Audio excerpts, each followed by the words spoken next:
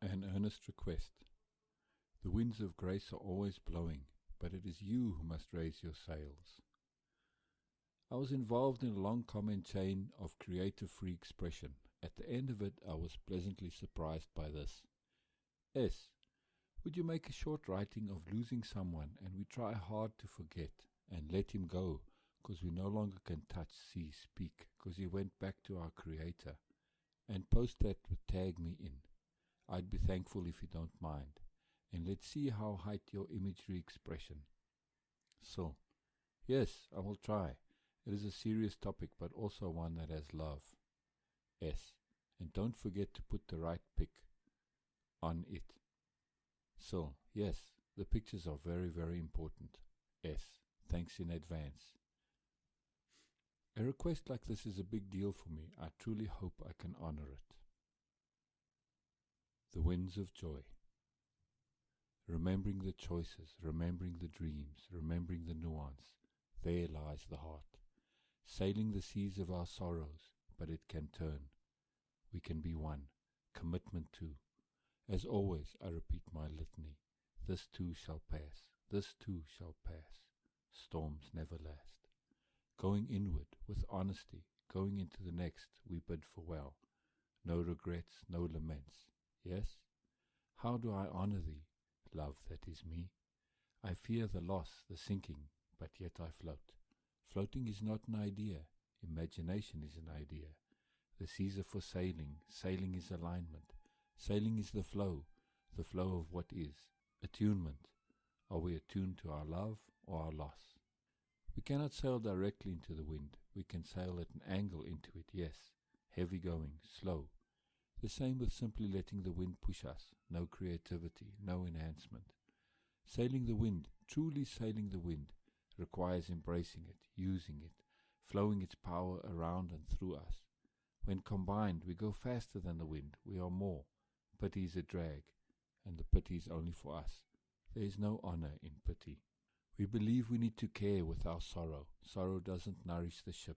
Only love of the joy can nourish. Sorrow is an anchor.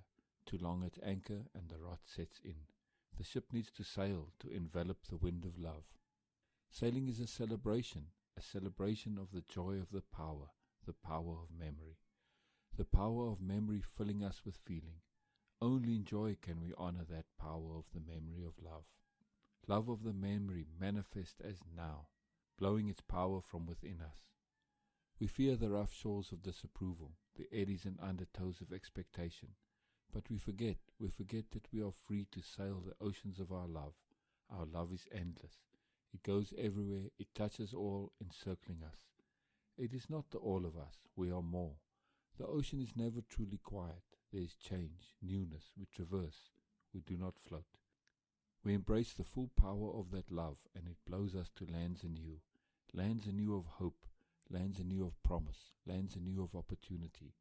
All the while the breeze from the sea blows upon our heart, nourishing and sustaining, sometimes more, sometimes quiet.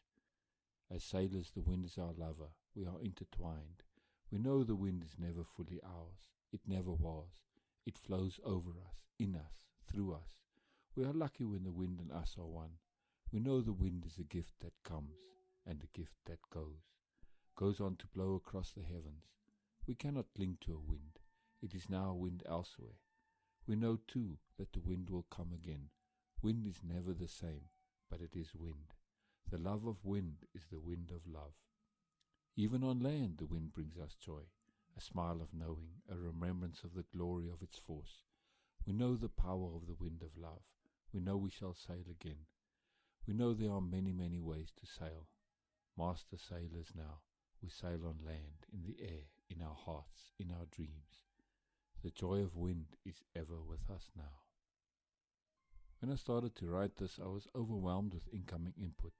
I had 3 conversations going, a narrative video I was tasked with watching playing in the background, while I was looking over a previous related conversation I had saved, and more relevant comments coming in from posts. It was amazing, so much, I could not process it consciously, much as I tried. Focused intent is very, very powerful and amazing. I simply trusted that I was getting so much all at once that it was meant to simply permeate and bubble back out as needed. There were some overlapping themes and hints which I incorporated. I wish to show the process of allowing the world and our focused intent to help us. There are many, many ways this can happen, as long as we are open to the process. Of course, it is still up to us to apply what has come to us. We only get hints, suggestions, fuel for us to burn from. But it is we that have to light that match of creativity and fan those flames with endeavor.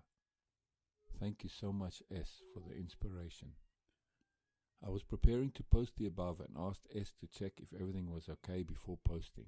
Then this conversation ensued. S: It is your masterpiece. I'm just the inspiration. Sil: Oh, thank you so much. I wanted it to be good for you. That was my main concern. Yes, you did inspire me very much. That's why I wanted to make the post also that includes your request. S: Good. Be my friend always. Sil: I will. S here had just used the letter B. It is interesting that you say those words in that exact way. I have a very dear friend and her name is B. But I have not had contact with her for more than a year now, and I don't know what's happened with her. So interesting, things change. They move on, yes? We have a responsibility to live now, yes? S: Oh, good. Yes, move on, always, like what I am doing. So, yes, so awesome, S. S: He lived with me for 10 years and exactly died in front of me. So hard to move on, but I'm trying to do my best. So, yes, and you will. The key is to be able to speak freely of him, to celebrate your love for him, and to celebrate and honor the precious time you had together, yes? S: Yes. So, I would like to hear your stories of him, and you will paint him for me with your stories of him, okay? S: Okay, I will do later. So, yes, little bits here and there as the mood and opportunity presents, as he comes up in your heart and thoughts. Not all at once, no, just as it happens, however long that may be. Those that leave us only go away if we shut them out with sadness. S: He got thrombotic stroke. We were just having a lunch when he complained of his bad headache. He was still 32 when he passed away last year, May 7. He collapsed in my arms and then coma. Just a few hours he died. So, wow. I'm a very positive person and I cannot help it, but I see everything as good. And the first thought that came to me when you told me is that he was in your arms. We live in a mysterious world, and I believe that some of us only have a very little time here. And it is a choice we somehow make. A little time is better than no time, yes? And so he was with you in the end. That is most precious and beautiful to me. S: So many things I regret. I thought that I was still not being a good wife. I never fulfilled his request. He wanted me say, I love you. So, oh, please, please do not regret. You have a whole life to love him, and you can say, I love you, every day for the rest of your life. If he was a gift to you, a gift not for the time you had together, but a gift for the rest of your life, what would that gift be? S: So when he's on ER, I came in, I push to in, I hug him, I whisper on him and say, I'm fine and we are fine, go back to us, yes, I love you, I do love you. He didn't respond before, but when I finished whispering, he responded with moving his hand. That was my last contact. So, he heard you, no doubt at all, he heard you. S: If he a gift for me, for the rest of my life, I'll do my best once again to accompany him till our last breath. So, yes, honor him and honor your time with him by being joyful of his memory, and honor him by living a joyful life also, yes? S: Yes. Memory with him, with a new one, not forgetting him, but to honor him by doing something better.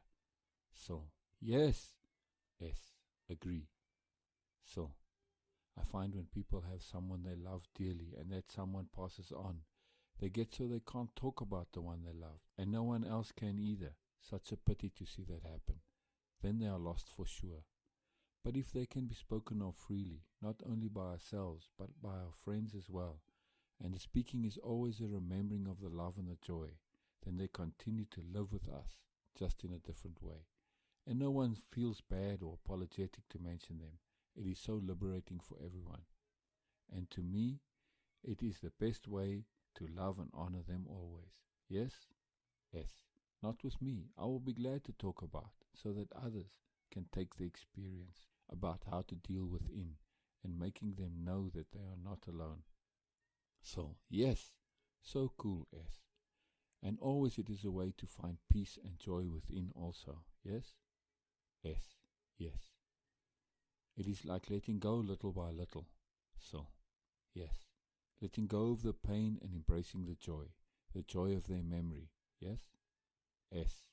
So in line with. So, listening. You touch my heart, S. Many things make sense, but only once we look at it from another perspective.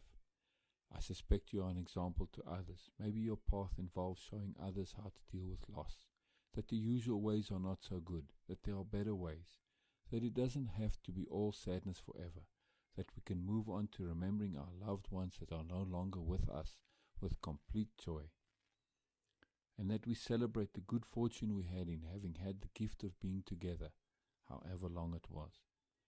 It is the way the world works for me, so much mystery and wonder. I don't always know exactly, but I know enough to see how we are all connected. What you asked me to write affected others and made a difference to them, so thank you again. And I also want to say that it is an excellent example of that mystery I was talking about. And if what I say is confusing or doesn't make sense, please just ask. As I say, I write to the universe usually, to the universe through special people like yourself. We honor through love, through joy, through grace, not through sorrow and sadness. Only by living, truly living to the best and brightest in us, can we honor our loves. The end. The end.